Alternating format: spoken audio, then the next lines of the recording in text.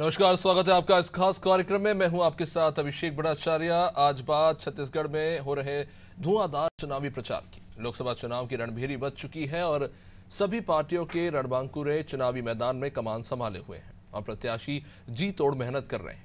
दूसरी ओर प्रत्याशी का साथ देने स्टार प्रचारक चुनावी मैदान में खड़े हो रहे हैं। इसी के तहत छत्तीसगढ़ में कांग्रेस अप्रैल के दूसरे हफ्ते से चुनावी दौरों और सभाओं की शुरुआत करेगी। कांग्रेस के स्टार प्रचारकों की लिस्ट आ चुकी है, जिसमें 40 नेताओं के नाम शामिल हैं।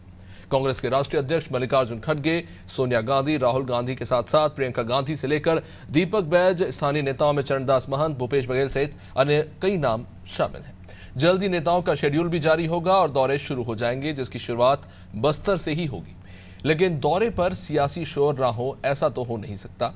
दरअसल भाजपा ने कांग्रेस के स्टार प्रचारकों की लिस्ट को लेकर यह कहा है कि कांग्रेस की स्थिति देखकर दुख होता है। जब ये स्टार प्रचारक छत्तीसगढ़ आएंगे तब इन्हें सुनने और भरोसा करने वाला कोई नहीं मिलेगा। बहरहाल इस बार कांग्रेस छत्तीसगढ़ जीतने की दिशा में पूरा जोर लगा रही है, लेकिन इस दमखम का कितना असर होता है, आज इसी मुद्दे पर चर्चा करेंगे। लेकिन एक नजर राजनीतिक प्रतिक्रियाओं पर। देखिए, मुझे ऐसा लगता है कि छत्तीसगढ़ प्रदेश ही नहीं अपितु पूरे देश की जनता ने कांग्रेस के राष्ट्रीय नेताओं को अस्वीकार कर दिया है। राहुल गांधी जी पूरे देश में पैदल भ्रमण किए, कभी न्याय यात्रा तो कभी भारत जोड़ो यात्रा, तो कभी नाम दिया भारत जोड़ो न्याय यात्रा, किसी भी प्रकार से नाम देकर कुछ भी गुमराह करने की कोशिश की, तो हर तरफ से जनता ने उन्हें नकार दिया। क्योंकि अभी अभी विधानसभा चुनाव हुए और कांग्रेस पार्टी को बुरी तरह से हार मिली है, क्योंकि उस समय भी पहले राहुल जी प्रियंका जी आते थे, जो कह के गए वो काम होते ही नहीं थे। तो निश्चित रूप से कांग्रेस ने अपना विश्वास खो दिया है। चाहे राहुल है चाहे प्रियंका है, मुझे लगता है उनके भाषण सुनने वाले लोग भी नहीं मिलेंगे। वो कुछ भी बोल दे, उसका फर्क नहीं पड़ने वाला है। 11 की 11 सीटें भाजपा जीतेगी। पहला चरण बस्तर में है, बस्तर से शुरुआत करेंगे। स्टार प्रचारक सूची जारी हो चुकी है। खड़गे जी, हमारे राष्ट्रीय अध्यक्ष माननीय खड़गे जी भी आएंगे, माननीय राहुल गांधी जी भी आएंगे, माननीय प्रियंका गांधी जी भी आएंगे। इस तरह से हमारे तमाम सेंट्रल लीडर जो हमारे स्टार प्रचारक हैं वो छत्तीसगढ़ में कमान संभालेंगे और जनता के बीच हम लोग जाएंगे। चलिए, प्रचार पर आज चर्चा करेंगे। हमारे साथ आज मेहमान जुड़ रहे हैं रमेश पांडे जी, वरिष्ठ पत्रकार, डॉक्टर किरण बघेल जुड़ रही हैं भाजपा से, रूपेश दुबे जुड़ रहे हैं कांग्रेस से। आप सभी मेहमानों का बहुत बहुत स्वागत है। तो सबसे पहले रूपेश जी, आप ही के पास आना चाहूंगा। पार्टी ने स्टार प्रचारकों की लिस्ट जारी कर दी, भले ही प्रत्याशियों को लेकर थोड़ा समय ले लिया, लेकिन सवाल यही है कि एक तरफ एक पार्टी है जो काफी कॉन्फिडेंट है अपनी जीत को लेकर, 11 सीटों पर जीत के महत्वाकांक्षी लक्ष्य को लेकर चल रही है। दूसरी तरफ कांग्रेस है जो चुनाव दर चुनाव आपके जो आंकड़े हैं वो गिरते जा रहा है और आज के मौजूदा समय काल में एक बड़ी चुनौती है। क्या कहेंगे इस पर? देखिए, छत्तीसगढ़ भारतीय जनता पार्टी और कांग्रेस पार्टी दोनों नहीं, मेरा रूपेश जी से मेरा सवाल था। रमेश जी, मैं आपके पास आऊंगा। जी जी जी जी। अभिषेक जी नमस्कार। जी रमेश जी नमस्कार। किरण जी नमस्कार। देखिए, छत्तीसगढ़ में जिस प्रकार से भाजपा सत्ता के मद में चूर होकर के गाहे बगाहे बयानबाजी कर रहे हैं, उनको आम जनता से कोई सरोकार नहीं है। और जिस प्रकार से छत्तीसगढ़ के चुनाव के परिप्रेक्ष्य में कांग्रेस ने स्टार प्रचारकों की सूची जारी की है, स्टार प्रचारकों की सूची के बारे में टिप्पणी करने का इनको अधिकार नहीं है। जब जब भी राहुल गांधी जी आए हैं, खड़गे जी आए हैं और प्रियंका गांधी जी आई हैं, तो कांग्रेस का शीर्ष नेतृत्व जब जब भी छत्तीसगढ़ में अपने 5 साल के जो कार्यकाल के दौरान आए, तो छत्तीसगढ़ की जनता को योजनाओं की सौगात मिली, जिससे छत्तीसगढ़ की ग्रामीण अर्थव्यवस्था मजबूत हुई, छत्तीसगढ़ के किसान खुशहाल हुए, ग्रामीण खुशहाल हुए, महतारी जो नारियां हैं उनको खुशहाली का संदेश के साथ साथ योजना फलीभूत हुई। और देखिए, अभी जिस प्रकार से 10 साल में भाजपा ने महंगाई बेरोजगारी दे करके महिलाओं के साथ छल किया है, और तो और छत्तीसगढ़ में 3 माह की जो कांग्रेस की भाजपा की सरकार है, उसने भी जिस प्रकार से मोदी की गारंटी की धज्जी उड़ाई है, यह इनका धरातल खिसका हुआ है। महतारी वंदन योजना का लाभ आम सभी महिलाओं को नहीं मिल रहा है, किसानों के साथ इन्होंने छल किया है। और सबसे महत्वपूर्ण रूपेश जी, मेरा एक सवाल है कि आपके पास बड़े चेहरे जरूर हैं, लेकिन जो मुद्दे आप उठा रहे हैं, क्या उससे जनता कनेक्ट हो पा रही है? क्या वो मुद्दे जनता उनसे रिलेट कर पा रही है? आप आरक्षण का, ओबीसी आरक्षण का मुद्दा उठाते हैं, आप ओल्ड पेंशन स्कीम का मुद्दा उठाते हैं, आपने तमाम दूसरे अन्य मुद्दे भी रखे जिनका आपने खुद ही अभी जिक्र किया, लेकिन सवाल यह कि स्टार प्रचारकों के नाम तो आ गए, लेकिन क्या इनसे जनता जुड़ पा रही है? क्योंकि मौजूदा स्थिति अगर हम देखें विधानसभा चुनाव में तो ऐसा लगता नजर नहीं आ रहा। अभिषेक जी, छत्तीसगढ़ की जनता भाजपा के भ्रम में आ गई है और उनके पक्ष में मतदान कर दी है। अभी देखिए जिस प्रकार सर, यही बात जब आप जीतते थे तो बीजेपी कहती थी, मैं ये समझ नहीं पाता हूँ ये क्या भ्रम। आप भी तो सर, आपकी तो मैग्नानिमस विक्ट्री थी 18 में, जो आप जीते हैं वो रिकॉर्ड विक्ट्री है छत्तीसगढ़ के इतिहास में कांग्रेस की जब से बनी है। तो जी देखिए, अब वो भ्रम बताते थे उसे, अब आप इसे भ्रम बता रहे हैं। देखिए इनके द्वारा शराबबंदी की बात की गई, आज शराब का दर इनके द्वारा किस प्रकार से बढ़ाया गया। छत्तीसगढ़ में जो किसानों के लिए, आम जनता के लिए, छत्तीसगढ़ में भूपेश बघेल जी के नेतृत्व वाली कांग्रेस सरकार ने जो रजिस्ट्री में स्टाम्प ड्यूटी के जो 30% जो छूट दी थी उसको इन्होंने बढ़ा दिया। ये बताएं कि किसानों को राज्य सरकार या केंद्र सरकार जो जमीन अधिग्रहण करती है उसका कितना लाभ मिल पाता है। ये निश्चित रूप से आम किसानों के साथ भाजपा अन्याय करती है और अब किसानों के आड़ में भाजपा अन्याय करके रजिस्ट्री के शुल्क बढ़ा दी है, दरें बढ़ा दी है, उसका खामियाजा भाजपा को चुनाव में भुगतना पड़ेगा। ठीक है, जवाब ले लेते हैं किरण जी से। किरण जी, जो उन्होंने कहा उस पर भी जवाब चाहिए, साथ ही साथ एक और चीज जोड़ना चाहूंगा, क्या छत्तीसगढ़ में स्थानीय नेता जो है जिनको भी आपने उम्मीदवार के तौर पर उतारा है, क्या वो पूरी तरह से केंद्रीय नेतृत्व पर भी निर्भर है? प्रधानमंत्री मोदी को ही चेहरा बनाकर लड़ रहे हैं? अपनी जो उन्होंने उनके 5 साल के कार्यकाल में जो आपने काम किए, क्या उनका जिक्र नहीं होना चाहिए? देखिए अभिषेक जी, अभी हाल ही में जो छत्तीसगढ़ कांग्रेस की जो स्थिति है वो बिल्कुल ऐसी है कि पिछले जब सत्ता में थी कांग्रेस तो सत्ता की चाशनी में इनके कार्यकर्ता और नेतागण चिपके हुए थे और जैसे ही सत्ता गई चाशनी बिखर गई और सारे कार्यकर्ता बिखर गए हैं। आप हाल ही में देख सकते हैं किस प्रकार कार्यकर्ता भरे मन से अपना दुख दर्द भूपेश बघेल जी को बयां कर रहे हैं। कहीं इनके ही कोषाध्यक्ष पर करोड़ों के रुपए का गबन का आरोप है, तो ये अपने घर में भी डाका डालने से बाज नहीं आए। छत्तीसगढ़ महतारी को तो लूट लूट कर खोखला कर दिया। तो छत्तीसगढ़ की जनता ने इनके 5 साल के कार्यकाल को देखा है कि किस प्रकार छत्तीसगढ़ की जनता को, महिलाओं को, युवाओं को, किसानों को छला है। यही कारण है कि पूर्ण बहुमत के साथ हमारी सरकार 5 साल के बाद वापस आई है और कहीं ना कहीं मोदी जी की गारंटी पे भरोसा दिखाया है जनता ने। अभी रुपेश जी कह रहे थे कि जनता भ्रम में आ गई है, तो रुपेश भाई साहब, जनता भ्रम में नहीं आई है, जनता ने विश्वास जताया है मोदी जी के गारंटी पे और भाजपा की 15 साल के कार्यकाल पे। जैसे ही 3 माह कंप्लीट नहीं हुए और हमारी सरकार ने जो प्रमुख वादे किए थे, चाहे आवास को लेकर हो, सीबीआई जांच हो, जो पीएससी घोटाले में सीबीआई की जांच की बात हो, महतारी वंदन योजना की बात हो, 70 लाख महिलाओं के डीपीटी खाते में डायरेक्ट पैसे आ रहे हैं।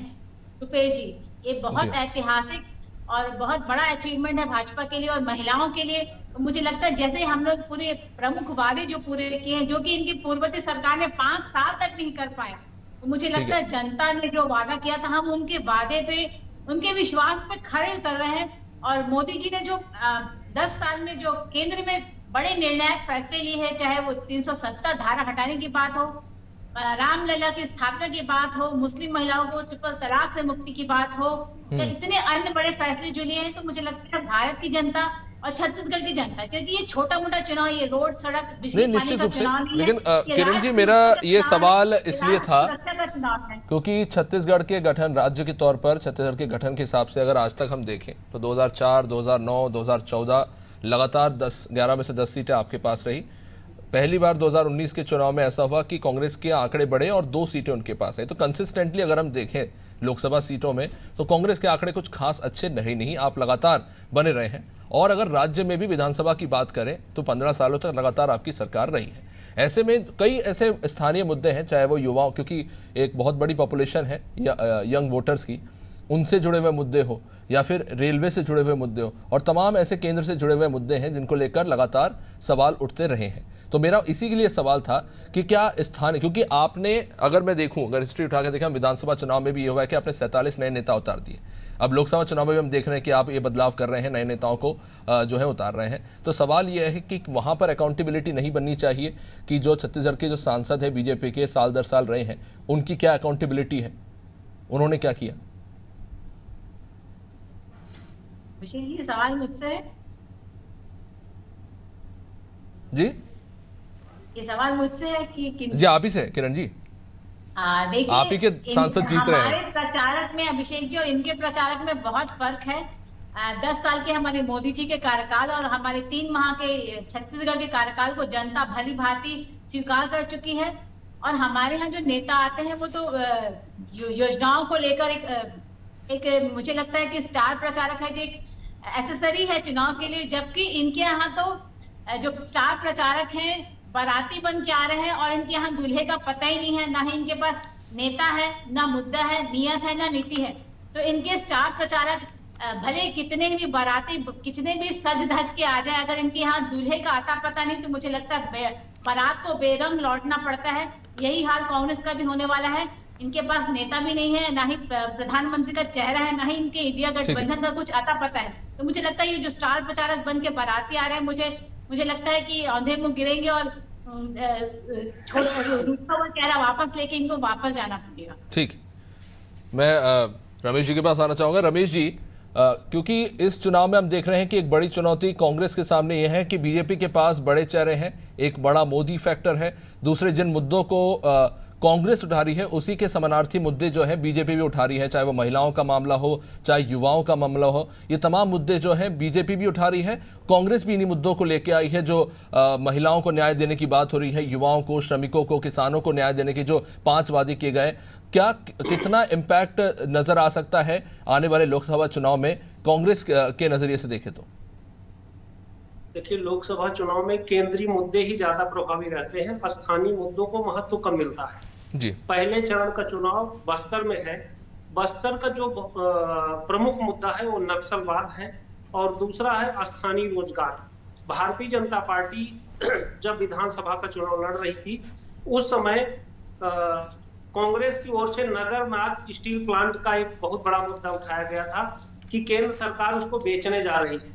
लेकिन केंद्र सरकार पर जो आरोप लगाए गए थे कि वो बेचने जा रही है नगरनाथ स्टील प्लांट को, वो विधानसभा चुनाव होने के 3 महीने का समय बीत गया है, लेकिन नगरनाथ प्लांट अभी तक न बिका, न उस तरह से कोई बातें सामने आई समाज में।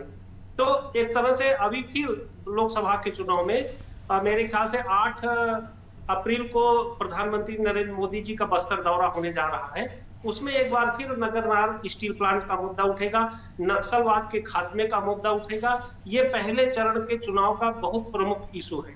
दूसरा, जो दूसरे चरण और तीसरे चरण का चुनाव चल रहा है, उसमें कांग्रेस और भारतीय जनता पार्टी दोनों दलों की ओर से पूरे प्रयास किए जा रहे हैं। उनके उम्मीदवारों के द्वारा मतदाताओं को आकर्षित करने का काम किया जा रहा है। जो छत्तीसगढ़ का मुख्य मुद्दा है वो किसान और महिला। किसानों के मुद्दे पर भारतीय जनता पार्टी अभी तक प्लस नजर आ रही है और कांग्रेस चाहे जो आरोप लगाए। उसका कारण यह है कि भारतीय जनता पार्टी ने जो वादा किया था 2 साल के पुराने बोनस को देने का, वो उसने पूरा कर दिया है। जो धान खरीदी के अंतर की राशि देनी थी उसकी भी पहली किस्त उन लोगों ने दे दिया है और धान खरीदी का जो दाम तय था वो भी उन लोगों ने लगभग पूरा कर लिया है। तो एक तरह से ये एक प्लस इनके लिए बात है।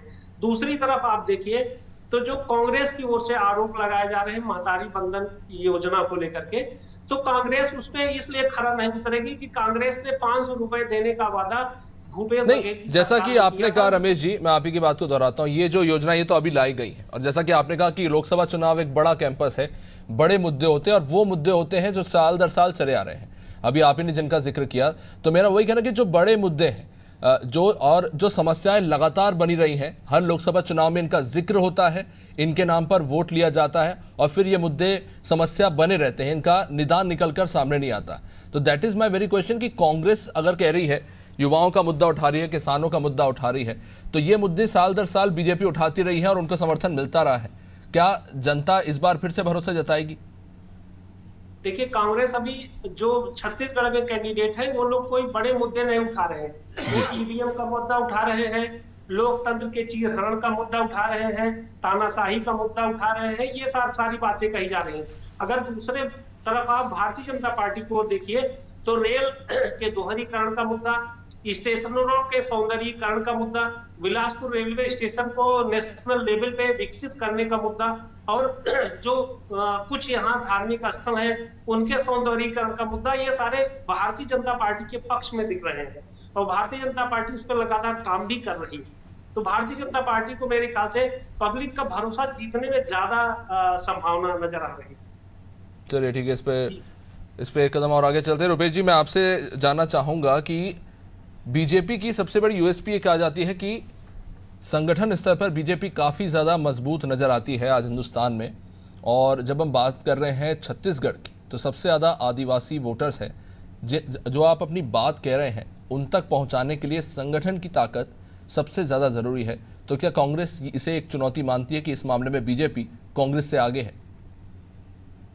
अभिषेक जी, कांग्रेस का संगठन पहले भी मजबूत था, आज भी मजबूत है, कल भी मजबूत रहेगा। इनका देखिए जिस प्रकार से चुनाव होते हैं, अभी इनके प्रभारी अजय जामवाल जी आकर के राजनांदगांव संसदीय क्षेत्र में भूपेश बघेल जी के प्रत्याशी बनने के बाद जो अफरा तफरी का माहौल है, भाजपा के कार्यकर्ता हताश हैं, चुनाव में जाने के, आम जनता के बीच जाने की स्थिति में नहीं है, तो इनको संघर्ष करके समझाइश देना पड़ रहा है। एक तरह से डराया धमकाया जा रहा है कि यदि तुम पार्टी के लिए काम नहीं करोगे तो तुम्हारी राजनीति समाप्त हो जाएगी। इस प्रकार की धमकी चमकी देना निश्चित रूप से संगठनात्मक ढांचा कहीं नहीं होता, संगठन में कार्यकर्ता सर्वोपरि होता है।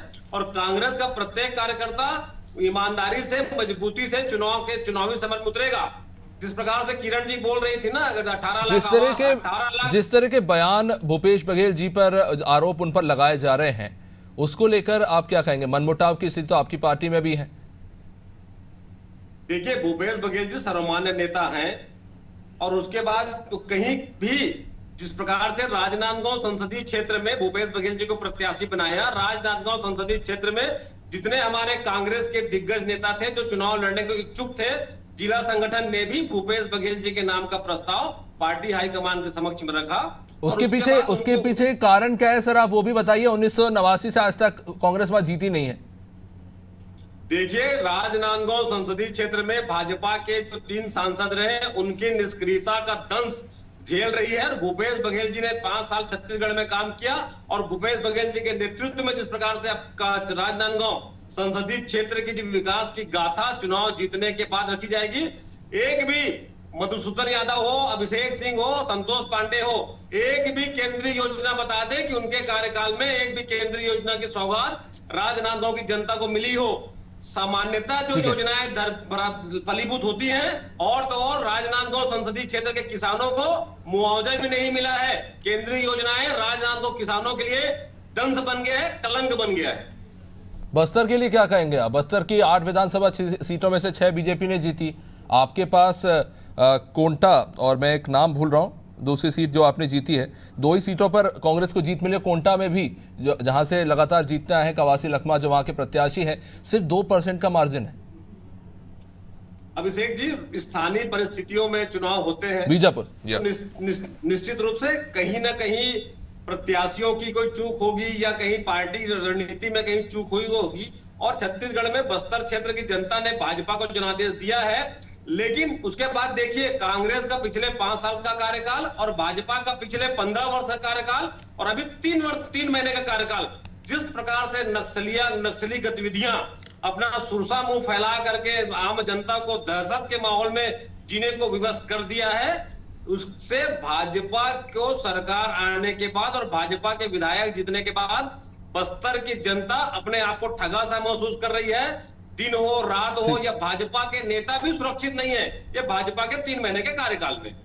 ठीक है, मैं इस पर जवाब लूंगा। किरण जी, साथ ही साथ मैं एक चीज और इसमें जोड़ना चाहूंगा कि अगर छत्तीसगढ़ के इतिहास उठा के देखें तो संगठन स्तर पर उत्तर प्रदेश और मध्य प्रदेश की तुलना में कांग्रेस छत्तीसगढ़ में काफी ज्यादा सशक्त है। और ये आंकड़े बताते हैं कि विधानसभा की सीटों में भी आप देख लिए तो लगातार 1/3 सीटों पर कांग्रेस का कब्जा रहा है साल दर साल चुनाव में, भले ही लोकसभा में कुछ भी आंकड़े रहे हो। और वोट परसेंट में भी कुछ खास गिरावट देखने को मिली नहीं है। तो जाहिर तौर पर बीजेपी इसे भी दिमाग में लेकर चल रही होगी। निश्चित तौर पे अभिषेक जी, सबसे पहले मैं यही बताना चाहूंगी कि डेफिनेटली जो राजनांदगांव की जो सीट है वो कांग्रेस के लिए अब तक एक अभेद किला ही साबित हुई है। रुपेश जी सुन लीजिए, सुनने की हिम्मत रखिए। अभेद किला साबित हो रही है कांग्रेस के लिए। यही कारण है कि इन्होंने अपने पूर्व मुख्यमंत्री को स्वयं उनकी सीट बदल के राजनांदगांव से उतार दिया कि शायद इस किले को भेद पाए। लेकिन इसके बावजूद मुख्यमंत्री जैसे व्यक्ति को चुनाव का प्रत्याशी बनाने के बाद भी वहां का संगठन जो इतना निराश है कि भरी सभा में कार्यकर्ताओं ने अपना दर्द बयां किया और कहीं ना कहीं विरोध जताया है। कांग्रेस की आंतरिक लोकतंत्र में स्वस्थ लोकतंत्र की व्यवस्था रही है। जिस प्रकार से कांग्रेस के कार्यकर्ताओं को बोलने की स्वतंत्रता रहती है, अजय जामवाल जी आकर के डंडा कार्यकर्ताओं से काम करा रहे हैं। मजबूत नहीं रहा है अभिषेक जी, चाहे वो भूपेश बघेल जी और बाबा के 2.5 साल के फॉर्मूले की बात कर ले, मोहन मरकाम और भूपेश बघेल जी की बात कर ले। CWSC यहाँ बैठक होती है तो मोहन मरकाम जी का फोटो ही गायब रहता है। इनके ही नेताओं में और मुख्यमंत्री में कभी सामंजस्य नहीं रहा। इनके ही टीएस सिंह बाबा अपने विभाग से ऐसी बात नहीं किरण जी, देखिए अब आपके स्टार प्रचारक की सूची में से रमन जी का भी नाम तो गायब है। बिल्कुल, क्योंकि वो अस्वस्थ चल रहे हैं। अभी उनका ऑपरेशन हुआ है तो अभी वो दिल्ली में ही आराम कर रहे हैं अभिषेक जी। तो इसे राजनीतिक चश्मे से ना देखा जाए। वो चलिए ठीक। किरण जी, कितने लोग कितने स्टार प्रचारक रहते हैं जो क्षेत्रों में जाके प्रचार करते हैं? अरे कम से कम नाम तो देना था। जिस 15 साल के सरकार की बात करते हैं उस व्यक्ति को नाम भी नहीं दिए आप लोग। अरे कम से कम नाम रखते थे, प्रचार में नहीं जाता तो क्या होता? अपने क्षेत्र में कम से कम संपर्क कर लेते। प्रत्याशी तो बताइए आप। प्रधानमंत्री का रमन सिंह जी को आपने पिछले 15 साल के होने के बाद भी उनको जिस प्रकार से विधानसभा में उनके पुत्र को आपने संसद के टिकट से वंचित किया, उसके कारण रमन सिंह जी दुखी हैं कांग्रेस में। रुपेश जी, आप पहले अपने नेताओं को संभालिए, अपने कार्यकर्ताओं को संभालिए। कहीं मुझे लगता है कांग्रेस मुक्त भारत ना हो जाए। और चलिए न्यूट्रल ग्राउंड पर रमेश जी से समझ लेते हैं। रमेश जी, प्रचार तो दोनों ही दल अपने अपने स्तर पर कर ही रहे हैं, स्टार प्रचारक भी अपनी तरफ से जोर लगाएंगे ही। लेकिन एक सवाल जो उठता है, जैसा कि अभी पार्टी के अंदर किस तरह की स्थिति है बीजेपी और कांग्रेस में, ये भी एक बहुत महत्वपूर्ण पहलू है जो इस चुनाव पर प्रभाव डालेगा। कौन ज्यादा आगे दिखाई देता है?